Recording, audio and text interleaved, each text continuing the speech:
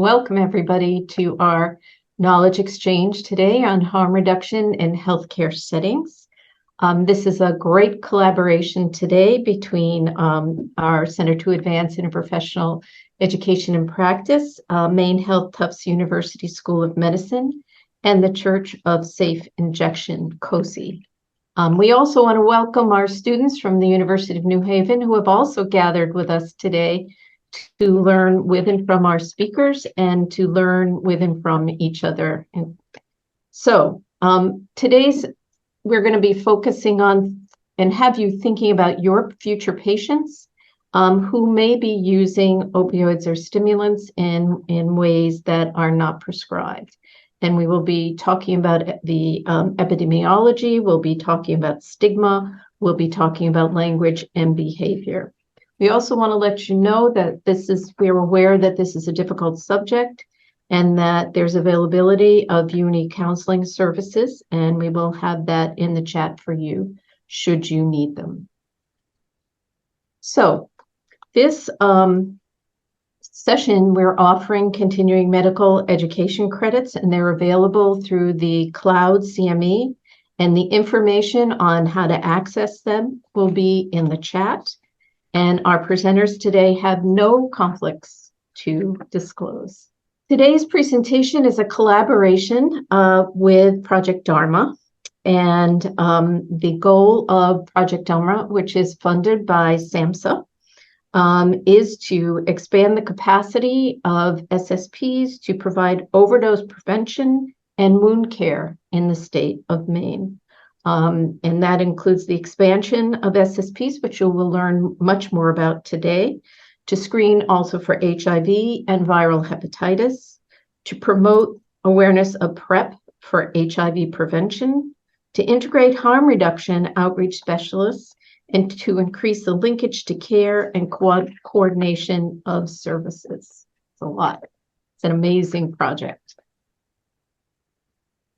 So I am very pleased to be able to introduce our speakers. And I just want to say that Marion is not here with us today. She unfortunately became ill, but she was, they are very much a contributor to today's presentation.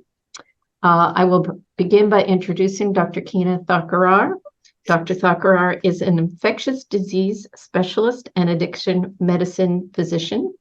She received a BA in Health and Societies from the University of Pennsylvania, her DO from Philadelphia College of Osteopathic Medicine, and an MPH from Johns Hopkins Bloomberg School of Public Health.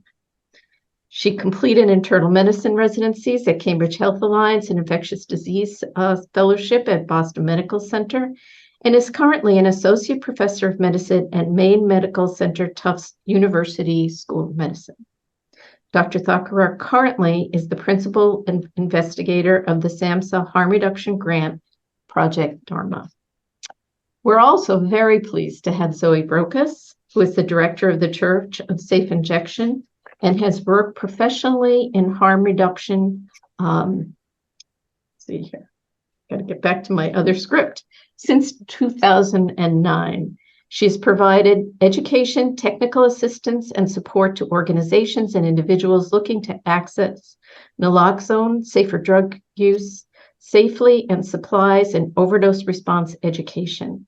Zoe collaborates with many people, including us at the Center to Advance Interprofessional Education and Practice, the Drug Policy Alliance, MaineHealth, the People's Housing Coalition, Maine Family Planning, Colby College, and the Maine Drug Policy Coalition. Currently, Zoe and her team are working on a variety of projects that include a peer navigation pilot project funded by the Office of Behavioral Health, expanding access to HIV, hepatitis, and sexually transmitted infections testing and prevention, and opening the first community drop-in center in Androscoggin County operated by a harm reduction organization. Zoe strives for equity and social justice for individuals and families and communities and is committed to amplifying the voices of people who use drugs. So join me in welcoming our panel. So here we have two QR codes. One of the QR codes is giving you to take a moment. If you haven't completed the pre-training survey, we're going to give you a little time to do that.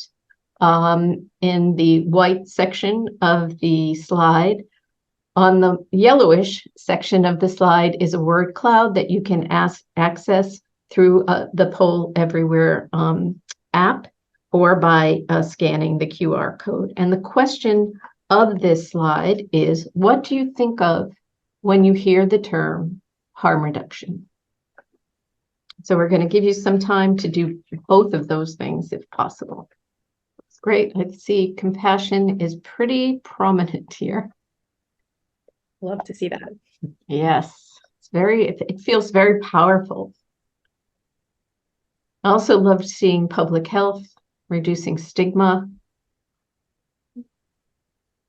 needle supply, safe is getting some traction here. Really important. Kina, what are you seeing? Yeah, I think I saw policy in there as well, which is definitely important. Something that we think about. Advocacy, we'll be talking about that too. So that's great. And supply, we'll be touching on that as well. Yeah. Healing is another great term that's in there. I think this may extend beyond the limits of the slide. I don't think I've ever seen it happen before, but preventative is coming out strong too. This is amazing. Thank you, everybody, for contributing this. But I have to say, compassion is right there at the center, which I think, Zoe and Kina, that's where you would want it to be, right? It's beautiful. I'm going to take a picture of it for our social media. I know. I was just going to say we should do that. Prevention risk. So we have risk in there. People are aware of both the safety possibilities and also the risk factors that are there. And I know you're going to be addressing those today as well. And those of you over in New Haven, I'm sure you're thinking about these as well. Chris is putting the link to the survey in the chat for those of you who haven't been able to do that, so we can move on with our presentation. Take a moment, take a picture of this slide if you would like to think about it when we go into our breakout session. And so, Kina, I'm going to pass this on to you. Okay. Great. Thank you so much, Shelley, for the kind introductions. And I'm just super, honored to be here speaking to all of you. Really appreciate you all being here and, doing this with Zoe. Marion will be missed, but as Shelley mentioned, Marion played a huge role in helping us with this presentation too. So here are the learning objectives with which Shelley already had mentioned. Again, we just want to review the epidemiology of the overdose crisis and infectious complications from substance use. Also identifying harm reduction practices across and with other professions. Again, it's really wonderful to see so many different disciplines here on this webinar. And then finally, and perhaps most important, reducing stigmatizing language, attitudes, and behaviors. So these are our objectives. And so, I really, have started my talks now with just a moment to pause and think about this question, which is, why do people use drugs? And I think this is super important to think about, before we talk about harm reduction. I think there's a lot of perceptions or really misperceptions around drug use and people who use drugs and policy decisions. And unfortunately, morality ends up playing a role in our healthcare delivery when really it shouldn't. And so, the question is, why do people use drugs? I think, as it says here, the best way to learn about someone's drug use is really to stop, ask, and listen. People may be using for many reasons. I think it's important to recognize that people may be using drugs for pleasure. I had my cup of coffee this morning, which, I was looking forward to. But there's also different reasons, right? People may have, trauma or chronic pain, or, there may be environmental factors. So again, just before we dive into a talk about harm reduction, I think it's important. And Zoe, I don't know if you'd like to add anything to this slide too. Yeah, I mean, I think you covered it. I think really being reminded that not all drug use is suffering and is disordered. We've really put drug use in a very specific box. And it's important to remember that, like Kina said, many people use drugs because they feel good, and they can do that safely if they have access to the right education and supplies. And unfortunately, I think we're all sadly aware of graphics such as this. There's really been an ever increasing number of people dying in the United States and elsewhere from drug overdose. As you can see from this graph, in 2021, we surpassed 100,000 people who died from drug overdose, which is a 15% increase compared to 2020. And the flags on the right are flags symbolizing, each person that died from a drug overdose. This was in Massachusetts for their Overdose Awareness Day recently.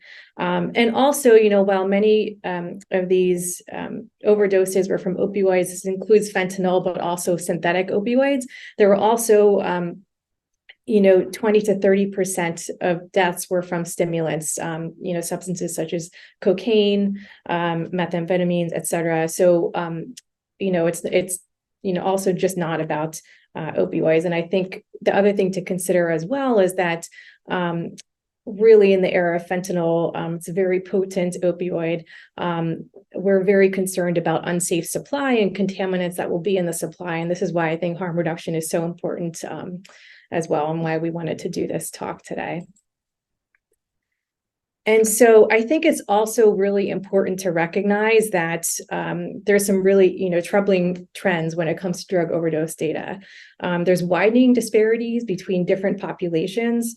And in 1 year, for example, the overdose death rates increased by 44% among Black people and almost 40% among American Indians and Alaska Native people. And as you can see from sort of the center figure here, again, overdose death rates in older Black men were nearly 7 times as high as those in older white men in 2020. And so I think this really speaks to the need to deliver comprehensive community-based prevention and response efforts that also, really just address these disparities in deaths and really the inequities that contribute to this. And I think this also speaks to the need to really deliver harm reduction services, which can also help to contribute to reducing deaths and save lives. And just quite frankly, we know that, as this headline says, that the drug war hurts people, particularly people of color. Thanks, Chris. So we're here to talk about harm reduction. So the question is, what is harm reduction? And I think we could advance here, Chris. Sorry. Thank you. So there's, a couple of different definitions of harm reduction. I personally really like this one, which is, it's a set of practical strategies and ideas aimed at reducing negative consequences associated with drug use. And, something that I just like to remind people, I'm here, sitting and talking about harm reduction, but it's really folks with lived experience who are experts in harm reduction. And I just learned from folks with lived experience. And this, harm reduction is really a social justice movement that's built on decades of advocacy by people. And again, it's a movement that believes in respect for the rights of people who use drugs. And one sort of good analogy is sort of thinking about, harm reduction, like folks who wear a helmet. You're trying to prevent accidents or, injuries if you're wearing a seatbelt. But when you think about harm reduction in the context of substance use, I think it's just really important to remember that this is a social justice movement and really decades of advocacy behind it. Next slide. So what does harm reduction encompass? I was really pleased to see, the word cloud earlier. And while some people, may, when they hear the word harm reduction, they may think, simply just, needle exchange. But really, it's so much more than that. And I'm glad Zoe is here to speak to this. But also, besides needle exchange, folks particularly at syringe services programs, help to distribute naloxone to prevent overdoses. It's about, peer support, community mobilization, low barrier drop-in spaces. The top right corner is a picture of a place called Spot at Boston Healthcare for the Homeless, where people can go after they've used to be monitored for an overdose. And I had a chance to visit the sites recently. Safe consumption sites, which we're not going to do a deep dive into today, but just briefly, they're places where people can go that are monitored, and they bring pre-owned drugs, and they have been implemented widely outside of the United States. We finally have a couple here in the US, which is wonderful, but they've been, really good data to prevent overdoses and infections. And a large part of harm reduction is also legal support and policy reform, which we'll talk about as well. So again, we don't have time in this webinar because we wanted to make it interactive to go through all these sort of, evidence-based strategies to prevent and treat infections from injection drug use. But here is sort of a list of some of these strategies, which includes medications for opioid use disorder, vaccines, of course, being an ID doc, I love my vaccines and try to offer these to everyone. This includes hepatitis A and B. We're seeing outbreaks of hepatitis A currently in Maine. I was on call on Monday and just got a call about this. Screening for sexually transmitted infections, tuberculosis, as I mentioned, safe consumption sites. The picture on the right is actually a picture of the site in Toronto I got to visit a couple years ago. Pre-exposure prophylaxis for HIV. So for students who may not be familiar with this, this is either a pill or injection that people can take to prevent HIV, and really wonderful data. And although housing is last on the list, it's really, quite honestly, maybe the most important. We know that folks who are housed, do have better health outcomes. And I highlighted in purple here, in terms of evidence-based strategies to prevent and treat infections, we really wanted to spend the majority of this session really talking about syringe services programs, safer injection and safer use generally. So here, I think I'll turn it over to Zoe in a second, but we just wanted to give you a flavor of equipment that may be found at syringe services programs. This is something that I really encourage my patients to use and try to make sure that they have access to. So Zoe, I'll turn it over to you.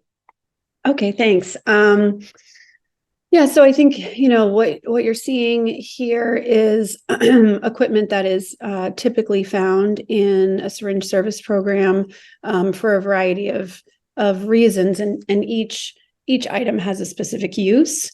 I also think it's important to note that using drugs safely is a privilege. And if you have access to a syringe service program or access to a pharmacy where you can buy clean syringes, you will have better health outcomes. Shelley mentioned being housed, same thing. So each item here is part of what we recommend for the safest and cleanest injection event possible, that the person is interested and willing to engage in. And I say that whole long phrase because that looks very different person to person, depending on what their housing status is, depending on what substances they're using. So just know that this is sort of the standard, but each drug user and each situation looks different. Injection drug use is very ritualistic, as is all drug use. But we're really starting to see a shift towards more of our folks looking for smoking equipment. And we can talk about that a little bit more when we get to that slide. And so I think people are probably hearing about xylazine in the news, and certainly it is a substance that we're seeing a lot of here in Maine.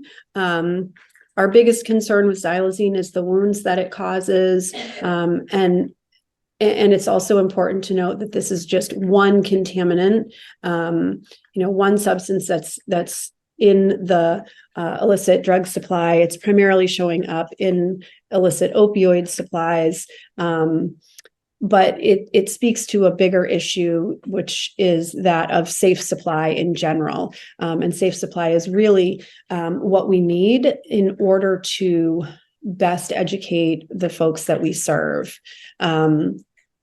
And that really is this idea that if we are testing substances, if we are aware of what is in the supply, people can make a more informed decision about what their use looks like. Xylazine is tricky because it really impacts the way an overdose response looks for lay people. Naloxone is certainly still recommended if there's opioids in the mix, but xylazine or any tranquilizer or sedative is going to cause the response to take longer, and oftentimes what we hear is that more naloxone is given than necessary because it appears as though the person is not waking up. It appears as though they're still unresponsive. When really what we need to be recommending is rescue breathing and some of those other emergency medical response techniques that many of us have been trained in, but don't often think of when responding to an overdose. So we still really recommend low dose naloxone administration. 1 to 2 doses is always going to be sufficient. And it looks, thank you, Zoe. I think there's some questions in the chat too. One was, about xylazine. So I think, as you had mentioned, so it's an alpha-2 adrenergic agonist. So it's similar to clonidine, actually, whereas ketamine is a dissociative. So it's similar to clonidine. And interestingly, there was a paper out just recently showing it may have some opioid agonist activity, but I think that was in mouse models, so TBD on that. And I think I saw a question about xylazine test strips. So I don't know if you just want to speak to that for a second, Zoe. Sure. Yeah. There are, I think people may have heard of fentanyl test strips, and that's something that is being widely distributed here in the state of Maine. Similar to fentanyl test strips, xylazine test strips work the same way. They will just test for the presence of the substance, not the amount of, I think we're hesitant to hand them out because, quite honestly, where we're located, our main location is in Lewiston in central Maine, and most everyone at this point just assumes there is both xylazine and fentanyl in the illicit opioid supply, and so it's unclear how useful that would be. I think fentanyl test strips can be incredibly useful for somebody who does not intend to use an illicit opioid. We're finding fentanyl in cocaine and in crystal meth and MDMA. And so it's really important for those folks to know if there's opioids in the substance that they're about to ingest. But xylazine test strips are still fairly new. Some of our collaborating organizations and other harm reduction groups that we work with are starting to give them out, and we will be doing the same, but unclear on what that's going to look like. Thank you. Okay, and so safer smoking equipment is important to discuss because we are seeing so many folks make the switch from injecting to smoking. And this is really a wonderful example of harm reduction in action. For many people who have been injecting for long periods of time, there can be extensive damage to the veins and scar tissue buildup. And injecting can also sort of has the highest overdose risk because the substance is going directly into the bloodstream, and it's sometimes hard to be sure that you're getting the same amount every single time. So we have started handing out smoking equipment, and this is in line with harm reduction organizations all over the country. And still an incredibly stigmatized group of substances to note. So it's been really interesting to start to engage folks in this conversation about, do you want any pipes? Do you want any glass? But for those folks who have either made the switch or are also smoking in addition to injecting, we're seeing really great results in their vein health, and a reduction in overdose reports. And so we're going to continue handing out those supplies here in Maine, and similarly in other parts of the country. We are not allowed to use state funds to purchase smoking equipment, which is really quite interesting. But we have some private funding that allows us to purchase them. So just a little bit about our organization. Church of Safe Injection has been around since 2018 and became certified by the Maine CDC in 2021. And what that means is that we became certified to operate syringe service programming in 3 counties and 5 municipalities. So we operate in Lewiston, Westbrook, Rumford, Bethel, and Dixfield. Lewiston is where our main office is, and then we operate outreach and peer support in those other locations. And it looks very different place to place, but all of our staff are people who use drugs. We, the directors of this program, are people who use drugs, and we really try to shift that narrative and really kind of embrace this new way of looking at people who use drugs operating harm reduction organizations, because we feel like it really is the best population to serve the best population. So we are continuing to expand. We get a significant amount of funding from the state to operate these programs. And we will be opening our community drop-in center hopefully next month. We're just looking for a location. So shout out to any realtors in the room. If you know of any places in Lewiston, feel free to just drop that in the chat. Thanks. I'm not going to read these slides. I'll let everyone read them over, but really have spent the last 2 years kind of thinking about what our core beliefs are and how we continue to do this work as we see this interesting shift of harm reduction being embraced in more mainstream funding sources and in different organizations or programming through the state and through, our partners in higher education. It's a wonderful thing to see. I have been doing this work long enough to remember when, you would kind of be promoting harm reduction and realize that no one actually knew what you were talking about. And now we see substance use prevention programming incorporating harm reduction initiatives into their funding deliverables and programming. And that can look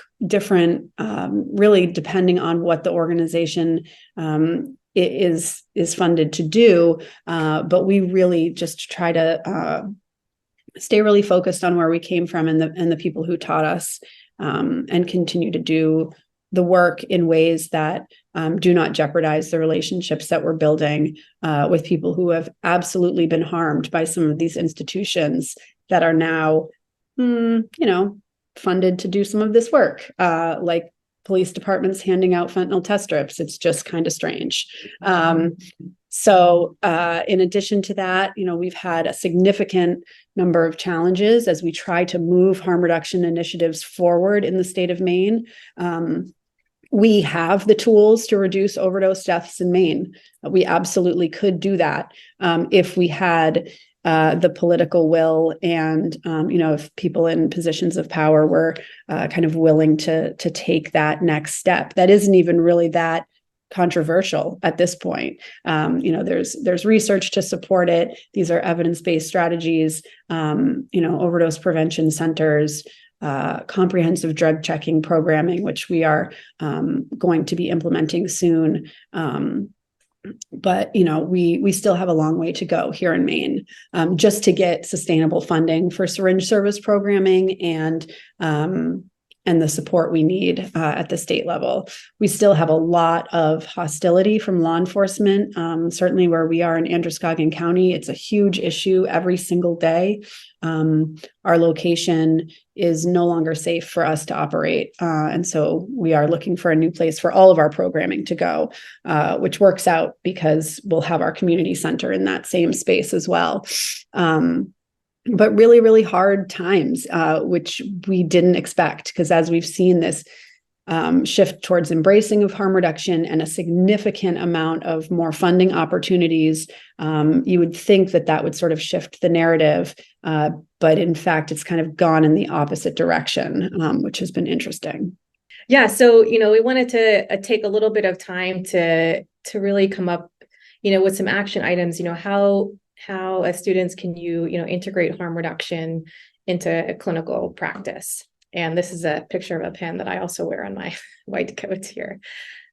Next slide. So one thing I think that's important to recognize is that we can, actually prescribe needles and syringes to our patients, and we can also encourage folks to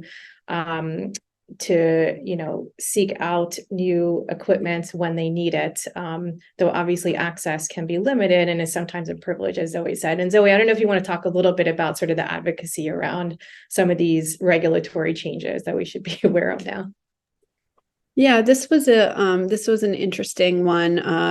We were able to decriminalize syringes for personal use, and at that same time, we were also looking to change the rules for how syringe service programs can operate. And so in Maine, up until last year, 2 years ago, we had what was known as a 1-for-1 exchange rule, and it's like in statute. So in order to make those changes, we had to actually do quite a bit of advocacy work. But a 1-for-1 exchange is exactly what it sounds like. Somebody has used syringes and they bring them in and they receive the same number of clean syringes in return, which sounds great and happens all the time. But not everyone has the ability to carry around used syringes or the ability to hold on to them long enough to bring them in. And so we were advocating for what's known as a needs-based model, where people just come in and get what they need. It was just a really interesting discussion at the State House to kind of listen to these lawmakers discuss this idea, and kind of their perception of what was an acceptable amount of syringes was really quite interesting. And so even though all of the recommendations were to use a needs-based model, here in the state of Maine, they decided to go with what they call, I think, like needs-based or 1-for-1 plus or something ridiculous, where basically there's a limit of 100 syringes. And so that's an arbitrary number that someone decided made them feel comfortable. We see folks who oftentimes come in and need several thousand syringes at a time.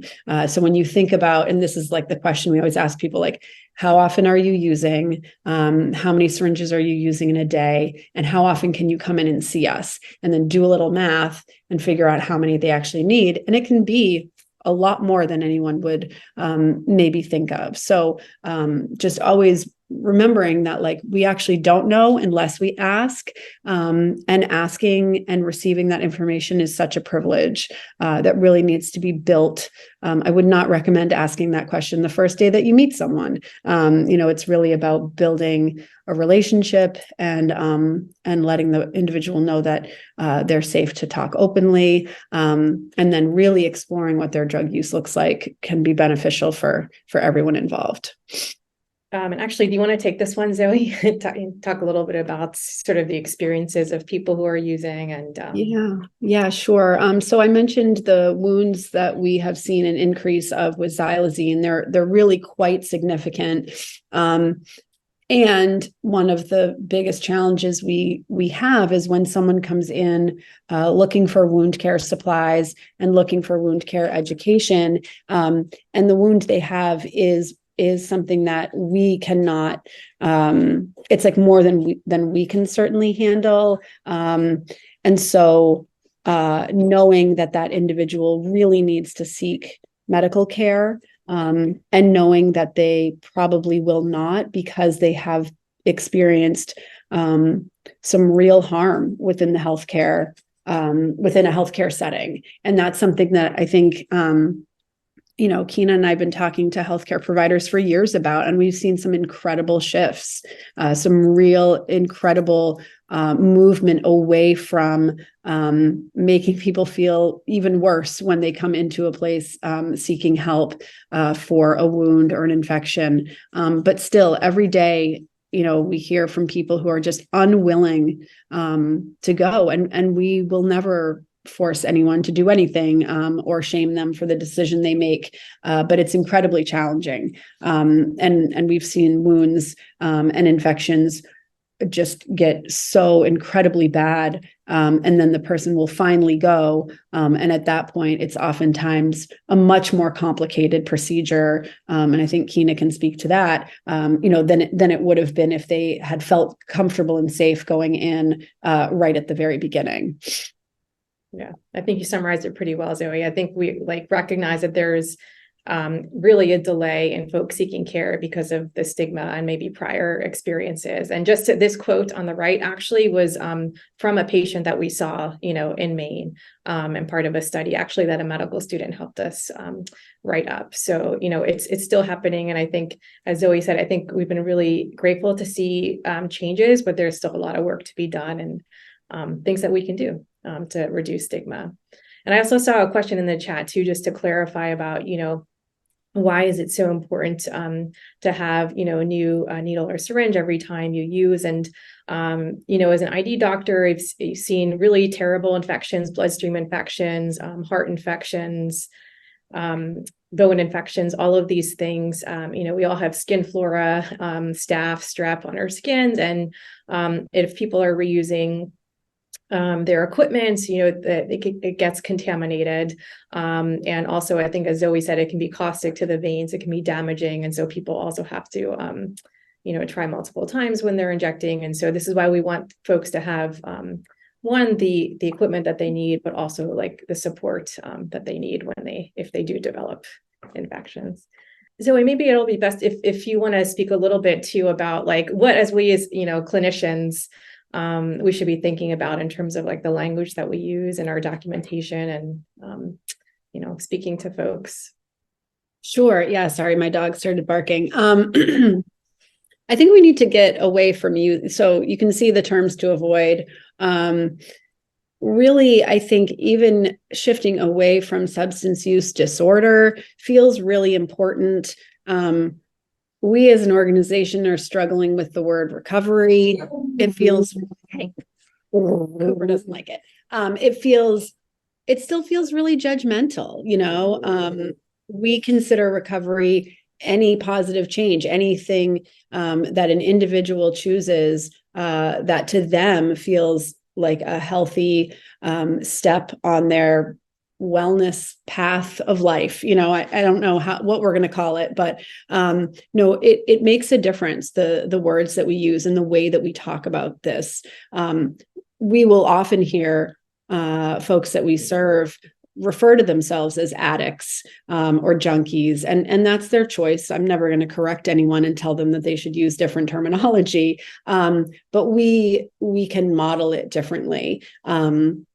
Even we were editing slides yesterday and went in and crossed out the other recommended terms for MAT or MOUD, because it's really can it just be medication? We wouldn't specify if someone was, on blood pressure medication. We wouldn't say medication for blood pressure control or what, maybe you would, but not nearly as much as we hear people really feeling. I see it all the time, people really talking about other people's healthcare needs and making recommendations as non-medical providers about somebody, reducing their dose of Suboxone or, it's just really interesting. And so I think, and Keena's the one who has always talked about even just the way discharge planning notes are written, or any notes, or even just talking about patients in the hospital. Like, it's an opportunity to model a different way of doing that. Not everyone is drug seeking, I promise. And if they are, I would look at maybe what the hospital protocols are for managing withdrawal symptoms. In Lewiston, there are no protocols in place, and so there's still, we still have a long way to go. And so there was a question too about maybe just talking about recovery and sort of the use of recovery. I know that sort of there's been some shift. I don't know if you want to speak to that at all. Yeah, I don't, and like I was saying, I don't know if we have a better word for it. I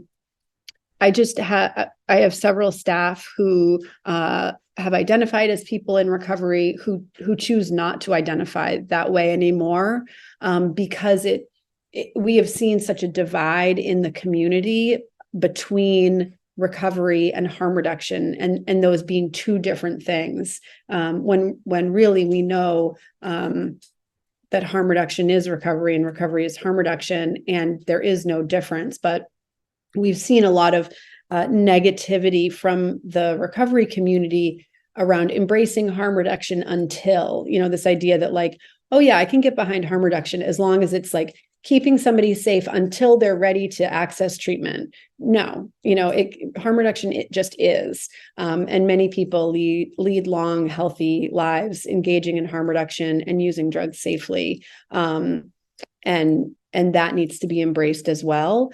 So I think it's to be continued, but I really try to stay away from using the word recovery, and talking more just about like individual health and wellness. There are a couple of other great questions here that seem to fit in. Vincent asked, if an individual shows interest in cessation, do harm reduction programs offer services for that? And I think he'd really like to hear the answer. Yeah, absolutely. Yeah. So short answer, yes, we work really closely with all different community partners. That's a huge part of our peer navigation program.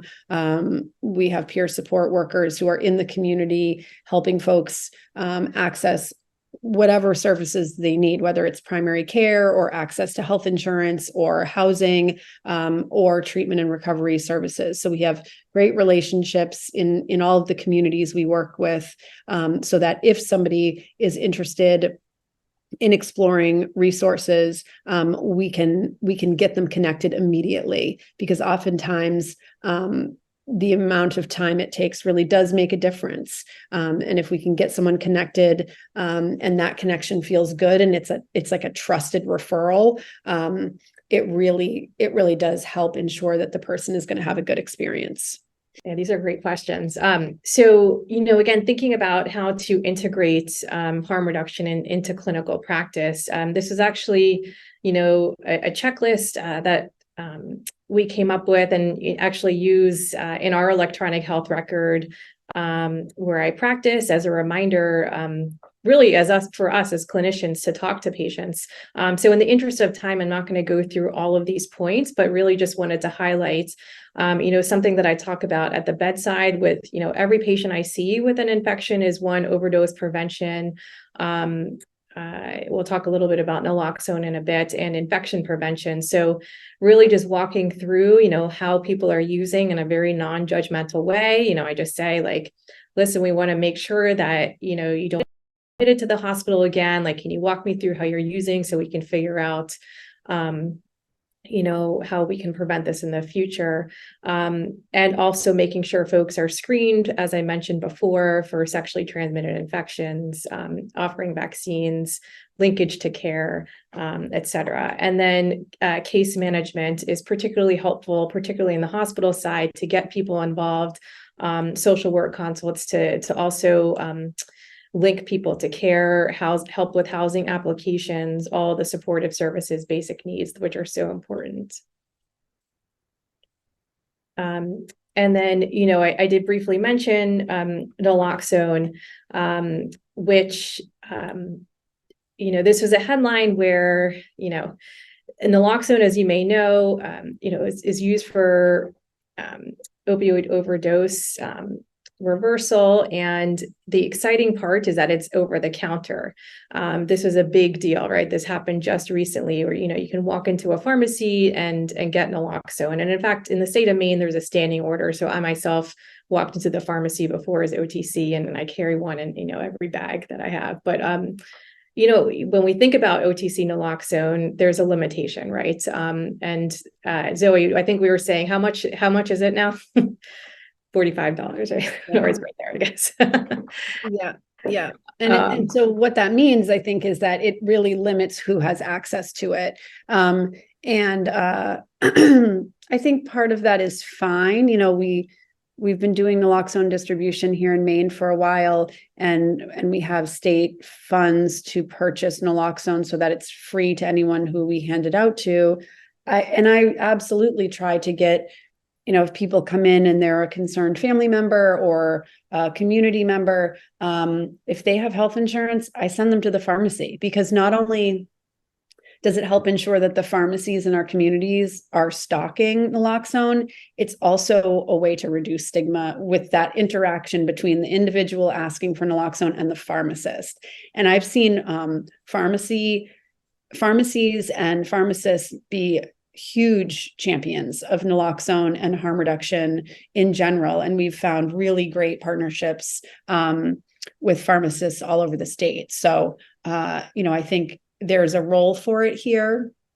We just want to make sure that it doesn't impact the access to people who are doing community reversals and, saving people's lives every day, and accessing naloxone from syringe service programs. We want to just make sure there's enough of both.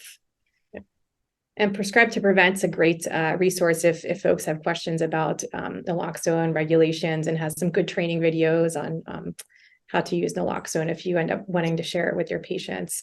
And these are just some tricks and tips I use. Sometimes you may have patients who may not want naloxone. And usually just try to compare it to having a fire extinguisher, and or just sort of try to destigmatize it, say, I carry naloxone, for this reason. And more often than not, people will accept the naloxone prescription. So at this point, I think we'll go to the case. Looking to Shelley, get the thumbs up on that. Okay. So we have a case, and we're after the case, we'll go into breakout rooms for about 15 minutes. So this case is Stacy, and we changed the patient's name, obviously for confidential reasons. This is based on a real case that we saw at our hospital. So Stacy's 33, has a diagnosis of bacteremia. For any future ID doctors, it was Serratia bacteremia, gram-negative, often associated with sort of unsterile solution when people are injecting. Stacy has a history of infective endocarditis, which is a heart infection. Untreated hepatitis C, has had a history of trauma, opioid, and benzo use disorders. Has housing insecurity, and has had numerous hospital admissions, readmissions, self-directed discharges. Stacy had been going to a methadone clinic for many years, but not in the recent past. Stacy's been told that she's gravely ill, will require 42 days of intravenous treatment for her infection. So here's Stacy. And then in preparing, so, you're the students, getting ready to see Stacy, or professional, depending on who's on the call. So you're going to review her prior discharge notes. So I'm just going to summarize some of this, and this will be available to you when you do the breakout. So this is what you read from her prior discharge summary: use of presence of illicit drugs, level 3 behavior risk. She's aware she can't refer to the staff in a verbally abusive manner. If this is a violation of her contract, she could be discharged and forcibly removed from the premises. She states that she's not used drugs recently, but we reminded her that we're suspicious because she lied to us frequently. She became agitated, briefly left AMA, again, like my pet peeve. I hate seeing this in the medical record. And then last evening, patient was found to be attempting to inject Ambien. And this was a difficult course for the patient as well as the staff. She elected to leave against medical advice. Despite this infection, she understands she has no chance of life if she doesn't return to the hospital. So there's a lot to unpack there, right? And so these are the breakout room questions. So again, you're getting ready to meet Stacy, reading her prior notes. How does the prior discharge summary impact your approach to her care? And what changes, if any, I've already hinted at some, that could be made to the language in the notes? And then other questions to consider in your breakout sessions, what could have potentially reduced her chances of leaving abruptly, which we know results, in poor outcomes, death, readmissions, et cetera. And what else could have been offered to Stacy, when she left the hospital, even if it was abruptly. And finally, what are some evidence-based strategies that could prevent Stacy from acquiring another infection like this? So these are the breakout questions. We're going to be put into breakout rooms. Not everyone's going to have a facilitator. So if someone can just volunteer to kind of take charge of reading the questions, and also someone could be a note taker, because we'd love folks to kind of share what they learned afterwards. Anything else, Shelley, that I missed? Just a reminder that our UNH folks will probably have blackout screens because they can't participate in our Zoom. So don't try to enlist them if the screen is off. And a reminder that a lot of people had to leave because of a class at 1 o'clock, but we're hoping to grab some folks to be in the breakout rooms. All set to go. All right, so let's talk about it. Let's talk about and hear what's been talked about in your sessions. I know our session was very, very interested in the how the discharge. I think, Jason, you used the term aggressive. That it was very aggressively worded. It was something that was disrespectful. And my question was, how are you taught in your courses about documentation and how best to be able to be informative while at the same time thinking about the care of the patient, the respect for the patient? So that was something we talked about a lot. There was a little bit of indignation about the use of language in that case. And yet, Kina, you said that was a real case and it happens all the time. And the other thing we talked about is the prevention aspect and what folks had learned from the presentation today, and, doing the best they can to lead Stacy to be thinking about clean equipment. But I'd love to hear from other people. What did you hear in your sessions? And we had great response from our University of New Haven folks. It was awesome. Others? Share what came up a lot in our conversation. We talked, of course, about changing in the documentation and things like that. And as much as, we love to see that, yes, this is a great way to reduce stigma and just be more supportive and patient-centered. It's also tricky because there are just objectively certain boundaries that you have to stay within and certain standards that you have to align with in order for a facility to be appropriately reimbursed by insurance. And as much as I would love to change that and everything like that, I just wonder what sort of precedents something like this could set. And we also talked about how could it potentially evolve into litigation and things like that if the documentation is changed, and in a court of law, if someone were to pursue litigation, how could that impact the outcome of the case because the documentation has been changed and sort of diverted from that standardization. Well, I know that Ronnie, you have your hand up and we'll get to you in a sec, but Kina, do you want to respond to Sarah's comments?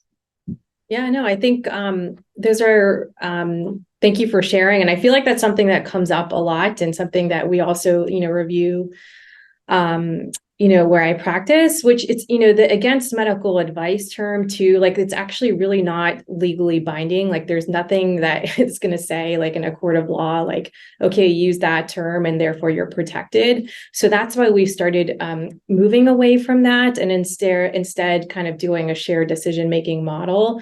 And there's a really, really nice article. I'll try to see if I can share it afterwards, Chris, but I think it was a New England Journal or JAMA, I can't remember now, but just about against sort of the whole term about AMA and how it's becoming a bit more antiquated and how it's really like from a malpractice standpoint, it's really just not useful either way.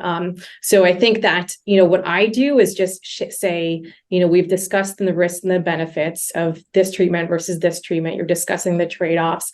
This is the decision we made together, et cetera. But Ronnie, feel free to chime in if you had a question or comment or summary. Yeah. So we were talking about obviously what everybody else has said, that the notes were a bit aggressive, and that if more inclusive language was used, I mean, especially the part about not trusting patients. They don't give us the right. We know that they can lie. It's like, how are you going to build trust with this patient, this person, if you're coming into the conversation telling her she's untrustworthy? If I don't show that I trust her, she's not going to trust me. We're not going to get to a point where we can have open and real conversations with a patient if we come in with preconceived notions about who they are as a person. She's also got a ton of trauma. Even if she hasn't been using, even if she's being completely honest, the will to want to use as a trauma response is really high. And I think that, we have to be cognizant of that. Like she's probably being honest, but now she's in a hospital setting where people are telling her basically that you're going to die and we don't really care because, you fought with our staff before, best of luck. Like, I mean, I don't blame her if she decided to try to use in the hospital. What else is she going to do? She has nobody there to give her any comfort whatsoever. Yep. That's such a great point, Ronnie. One of what folks in our group mentioned perhaps having a person who uses drugs as a mentor, someone who can, really that Stacy can really relate to, and also to say, who do you want to have, who do you want us to call? Who should be with you, rather than assuming that it's going to be family, that a bio family that's going to come. It's likely going to be chosen family. One last thing, and then we want to hear from Kina and Zoe together to talk a little bit about the case, and then we'll finish out. But I think Riley said something really I would evaluate what matters to Stacy most, right? What matters to her? So with that, I think we can move towards just hearing Zoe and Kina talk a little bit about the case and their perspective, and anything else you would like to share before we finish out the presentation. Zoe, you can feel free. I've talked a lot. Yeah, I think, we're really, we're still hearing every day about people who have really harmful interactions in the hospital. And I was mentioning it in the breakout room that I was just in, that, we know it has been proven. We can now say that, people need community in order to survive and thrive in life. And when we take that community away from people as punishment for a symptom of their use, right? It does not help. And so we still see that all the time. Someone who's admitted to the hospital and then they're not allowed to have visitors, right? Or they're their room gets searched every day, and they're questioned, and they're just made to feel really awful right from the very beginning, when it feels like there could be another way of doing that. We still have people who are not having their pain treated properly in the hospital. We need to recognize that illicit opioids that are present on the street today are not going to be, if someone is using those regularly and then they're admitted to the hospital, 5 or 10 milligrams of Dilaudid is not even going to come close. And we see and hear from providers all the time that, well, they didn't feel comfortable with giving more medication, and then claim that the person is drug seeking. Well, no. I mean, can't they advocate? Like, what happened to allowing patients to advocate for what they need? And so I think that peer model of having peers in the hospital is really effective. And we're exploring something similar at St. Mary's Hospital in Lewiston with great success. And I think all that it takes is the folks in the hospital who are ready to have different interactions with their patients and ready to have different outcomes for their patients to be willing to try something different. And we saw that at Maine Medical Center. We've seen it now at St. Mary's, and it really does shift the way people receive care, and then have better interactions and are more willing to go back the next time, as long as there isn't that judgment and there isn't that really harmful treatment. I think we have the ability to move in a new direction. Thank you, Zoe. Yeah, I totally agree with everything. And I think something that we also stress is really, I think, like Zoe said, addressing pain, addressing withdrawal symptoms right up front. It's perfectly okay to start, methadone, which sadly per regulations has to be at a lower dose, but to put, short acting opioids as you need it to keep someone comfortable, especially if they're going to have a higher tolerance.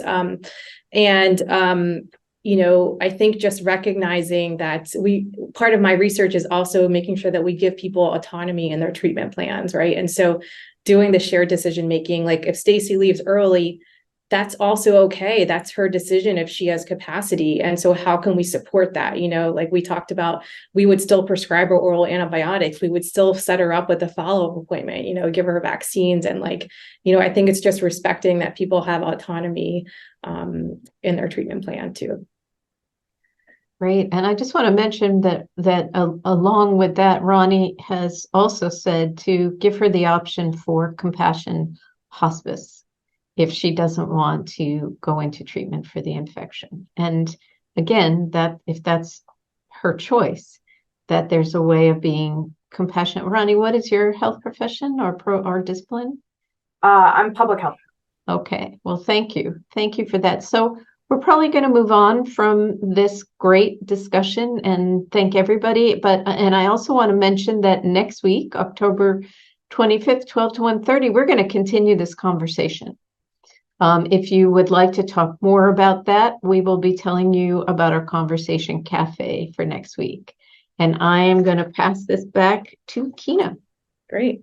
Yeah, so I think just with our final slides, I think why we really wanted to do this webinar and part of, Project Dharma's goal is, we're just seeing really high burdens of infections in our state of Maine from substance use. We have actually some of the highest rates of acute hepatitis B and C. Hep B it's a vaccine preventable disease, right? So this is super concerning. And as I mentioned, we're seeing, high rates of heart infections. You can see the numbers here from Maine Medical Center.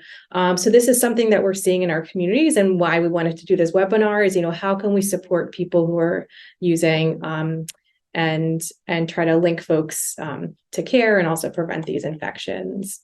And then as I also mentioned, we are seeing clusters of hepatitis A in our state, particularly in different populations, but also folks who are unhoused. And this is why we're really trying to get more supportive services to people who are unhoused. We're really trying to advocate for services at encampments and other sites and get people vaccinated, of course, for hepatitis A. And Zoe's been leading the charge on some of that at COSI as well. I think it's great you mentioned the encampments because there were a couple of questions about that in the chat. So we're going to do a final word cloud for those of you who are here. And the question we have is, now, after you've heard some incredible information today. How will you incorporate harm reduction into your practice? And again, it's Pull Everywhere. You can just hit the QR code or go to the app. I think trust is so important, Kina and Zoe. It seems to be that thing that makes it possible to do everything else. Something that I want to say is, a lot of people who are people using drugs are people who are sitting right beside you and you wouldn't know. And so I think the stereotypes that we have out there are very destructive, and have been projected very much by media, by movies and TV shows and things like that. But this is a larger community and a very diverse community. Yeah. Thanks, Dave Moakler. Nice to have you here. I'm glad you mentioned that, Shelley, because I feel like it's a lot of like, oh, us and them mentality, but really, it's our friends, it's our family members, it's our community. And I think breaking down those barriers at this point, people of all ages, races use substances. So. Yep.